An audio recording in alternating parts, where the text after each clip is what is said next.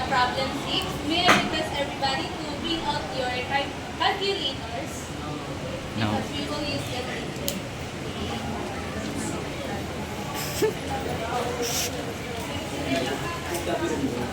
Okay, so, kayo mga kawagmat, this problem, we will discuss the problem 6 and I'll show you how we will solve this easily. So, our problem, can somebody read the problem? Yes, the problem. The problem is find a sub 1. Tama ba? Find a sub 1 and in an arithmetic sequence given that a sub n is equals to 61, common difference is equals to 6, and s sub n is equals to 336. Okay, thank you. So, since I know everybody might feel overwhelmed kasi this is because of the problem and the only given is the a sub n and the difference and the sum of the first n. So, I have here the mnemonics for you to easily understand and solve our problems. So, first, let's start. So, to start with the n term formula. And for E, express. I forgot to say that our mnemonics is the word series.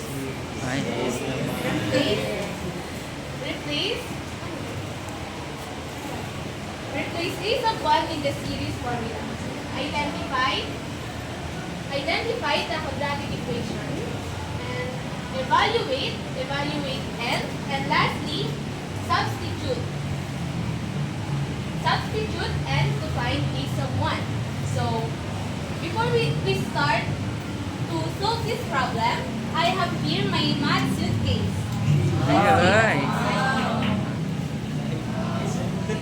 So inside here we have the given and the formulas. So the given is a sub n is equal to 61, the common difference is 6, and the sum of the first n or s sub n is equal to 336. And the formulas, a sub n is equal to a sub 1 plus the quantity of n minus 1 times t. This is the general formula. S sub n is equal to n divided by 2 times the quantity of n sub 1 plus n sub n. This is the sum of the this is the formula for the series arithmetic series. And lastly, the quadratic formula. Guys, I have for you to memorize this easily. I prepared kanta para maano nyo. Ito guys, makinig. X is equal to negative b plus or minus square root b squared minus 4ac all over 2a. Okay, so let's sing together. 1, 2, 3, go. X negative quadratic b plus minus square root b squared minus 4ac over 2a.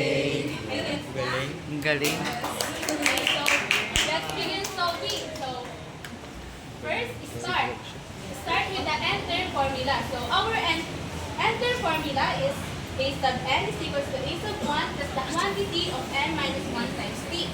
So next is to express a sub 1. So we will solve the a sub 1. Since we don't have the a sub 1, we will substitute the a sub n and the common difference. So 61 is equals to a sub 1 plus n minus 1 times 6.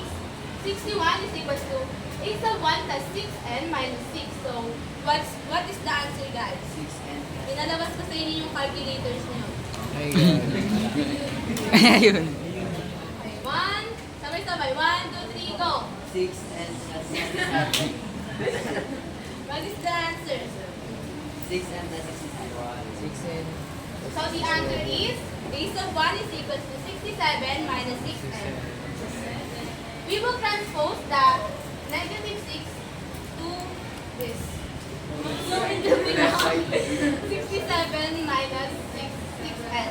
So, replace a sub 1 in the series formula. So, we will use the series formula is, so 336 equals to n divided by 2 times the quantity of 67 minus 6n, which is the a sub 1 plus 61. So 336 equals to n divided by 2 times the quantity of 126 minus 6n.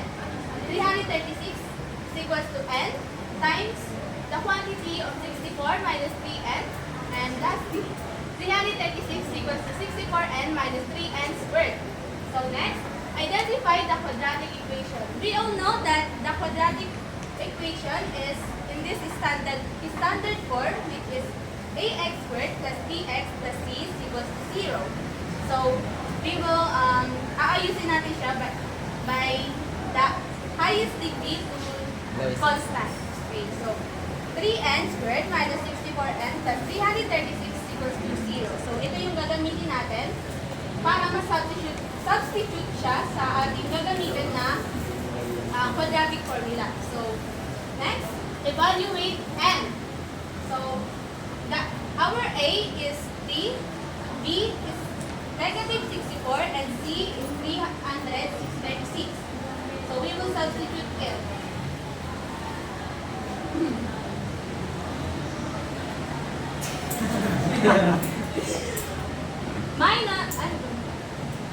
Minus negative 64 plus or negative square root of negative 64 squared minus 4 times 3 times 336 divided by 2 times 3.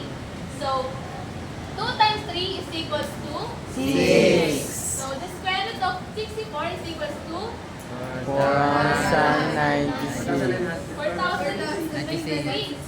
So 4 times 3 12. times 336. 4,000.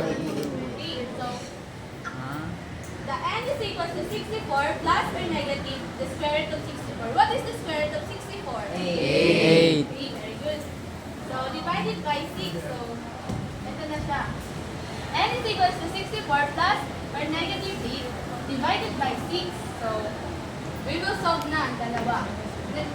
Positive and negative. So 64 plus 8 divided by 6. What is the answer? Oh!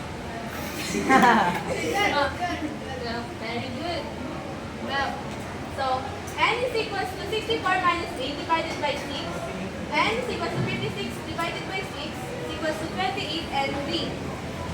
Ginamit natin ito since ito yung full number and this cannot be kasi in fraction form siya and decimal din yung naman. So, the next is substitute n to find a sub n. So, nakuha na natin yung a sub n. So, i-substitute na lang natin yung n para makuha yung a sub 1. So, a sub n is equals to 67 minus 6n. So, we all know that n is 12. So, a sub n is equals to 67 minus 6 times 12. 6 times 12 is equals to 72. Okay. A sub 1 is equals to 67 minus 72 is equals to 5. negative 5. Okay. So, let's check if my answer is correct. So, we will use the arithmetic series formula. So, S sub n is equals to n divided by 2 times the quantity of a sub 1 plus a sub n. So, we will substitute the n and the a sub 1. So, 12 divided by 2 is equals to 6. Negative 5 plus 61 is equals to 56. So, 6 times 56 is equals to 336. So, I therefore conclude that my answer is correct.